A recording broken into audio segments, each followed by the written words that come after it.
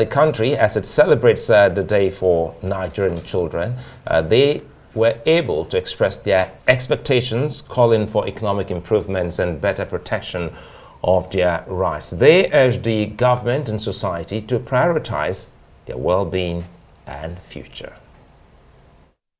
Each culture should join together to represent their own nation by making it better and to make it a united nation, one of the greatest nations in the world. We need to improve our score on what they already have. More teachers' salary should be increased for them so more of them could come to the school because mostly salaries are scarce. I like my country, Nigeria, because it's mine. It's not anyone's own and I have to protect it.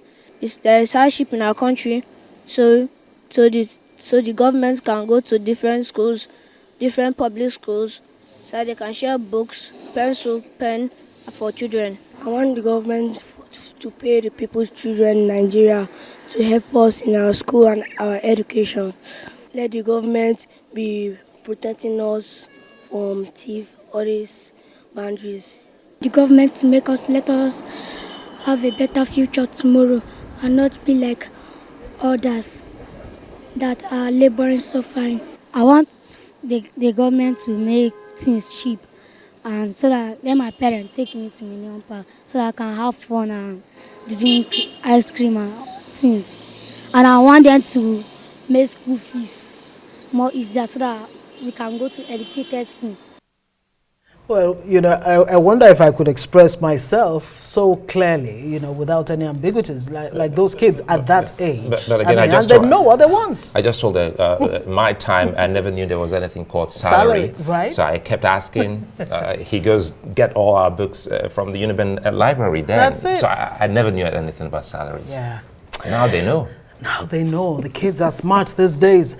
Well, we're joined now by Dorothy Njemanze, who's an advocate for rights and rights of vulnerable groups. Dorothy, so good to have you on a day like this, set aside to celebrate Nigeria's children.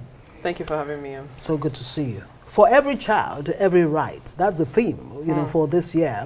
I mean, when we talk about child rights, what exactly are we saying? What exactly are we referring to? And how is the Nigerian child faring as far as these rights are concerned? Oh, okay. So, it's important to remember that children are emotional beings with human rights. Human rights are guaranteed for every living being, children inclusive. After all, every adult who claims, human rights started off from being a child.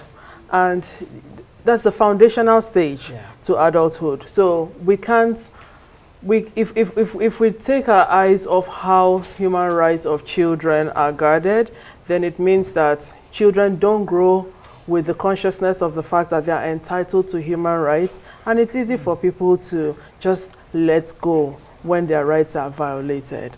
That's the importance of ensuring that children, it's part of the education, it's basic education, know your rights, know your privileges, and that's what creates the balance in society. Where are we today?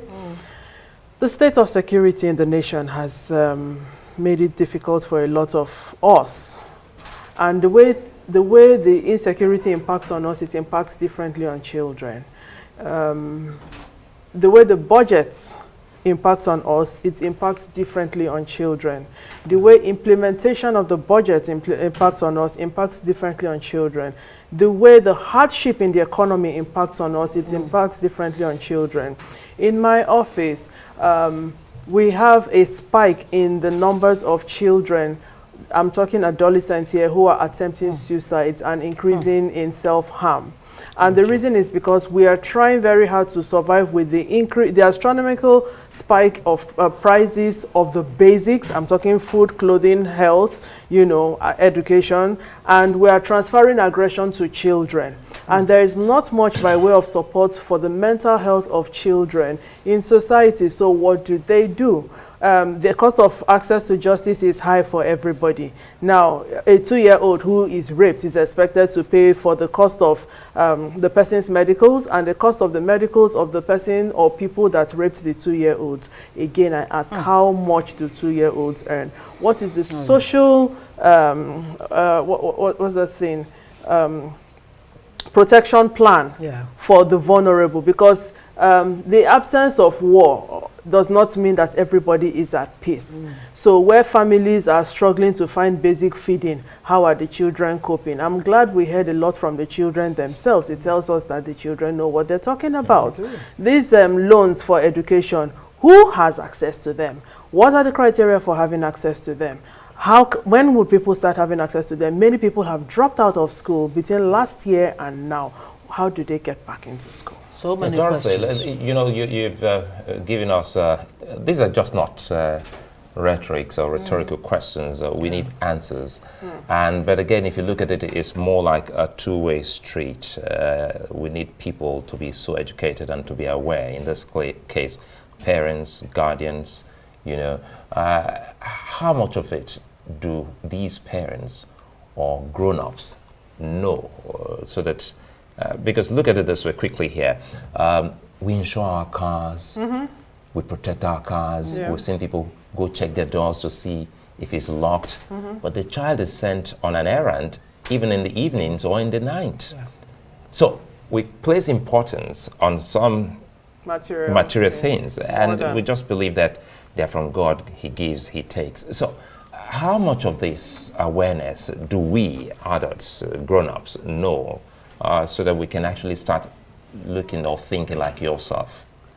Is there need to increase awareness on child rights and responsibilities? Absolutely, yes. Some states that have domesticated the Child Rights Act don't think that children are deserving of rights. They say it's adult responsibilities to care for the children. So that denial is the first step of injustice towards children, which must be corrected at all levels. You know, there's need for increase in awareness, because now a lot of people are dealing with high blood pressure. Now, if I have a high blood pressure situation and my child needs to go to school, which one do I prioritize?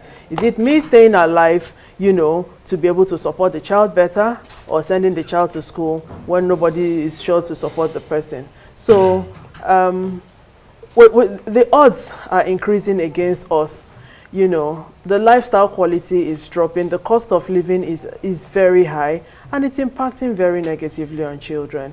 It behoves on us as a people to you talked about salary. In the right sense of things, somebody asked, so what should the actual minimum wage be? You know, number plate is more expensive than minimum wage now.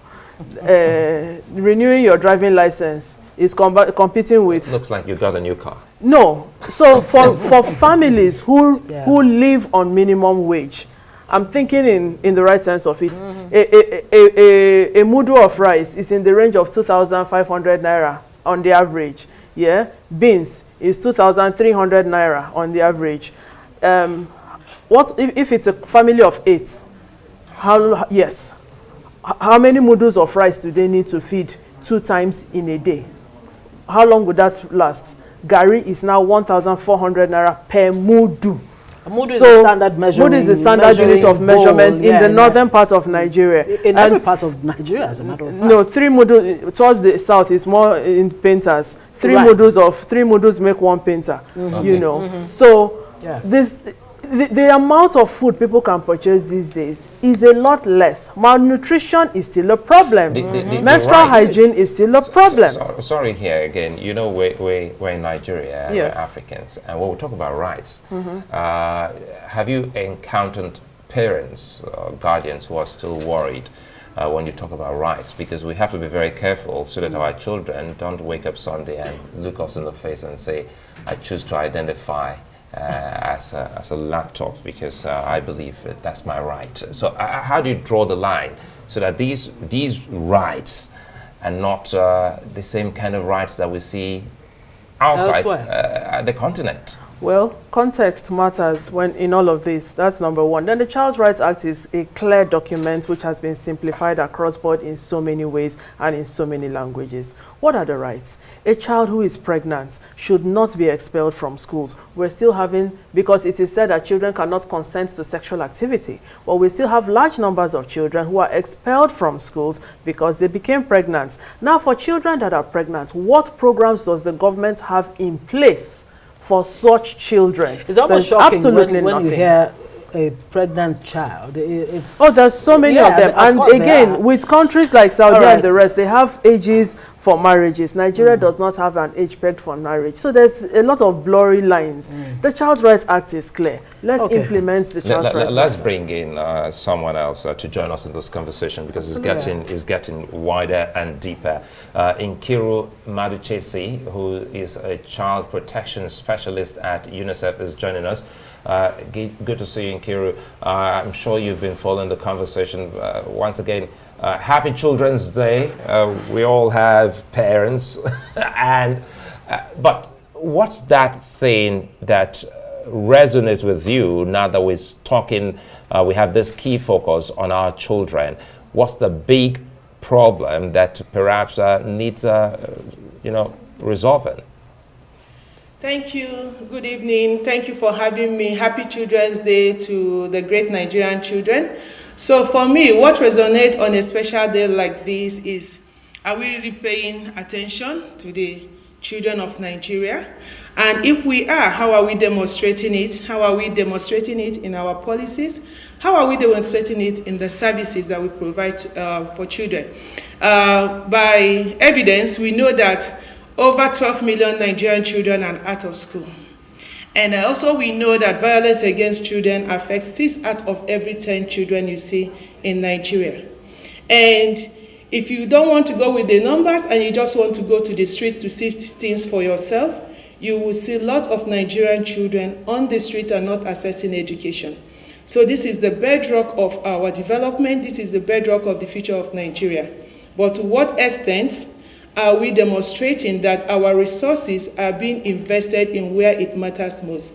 I know that security is important, but if we want to truncate the cycle of insecurity we have in Nigeria, we have to start with the next generation so that we build a future where every one of them is going into a responsible adult, free from violence, and also protected from being misused in violence and conflict. So for me, on a day like this, it's just an advocacy urging government of Nigeria, urging all stakeholders to do more for children of Nigeria.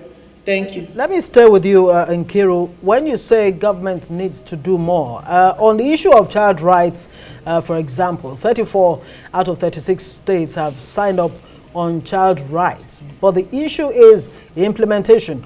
What do we need to do both at the state level and, of course, at the federal government level to ensure that child's rights are worth more than the paper they are written on?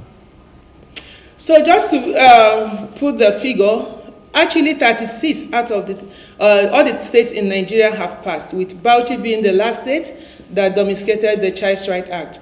So on papers and in the letters of the law, all the states in Nigeria have set the standard promoting the Child Rights Act, the child rights in Nigeria.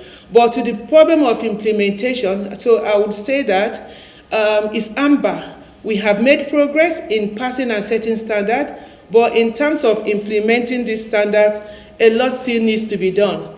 We have to invest and ensure that our resources, especially the budgetary allocation, are speaking to the priorities that would guarantee the future of these children that we are talking about today.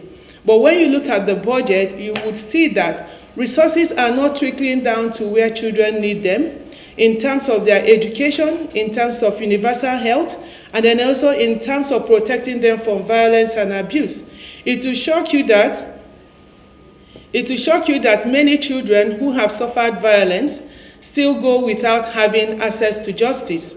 It will shock you also that parents who do not have money to feed their children because of weak social protection are forced to send their children on domestic labor, child labor, and even exploitation. So for me, the only way we can demonstrate that we are implementing child rights in Nigeria is to show that resources are being invested where children are. And that is not so at the moment. We are doing, we've made progress, but a lot needs to be done.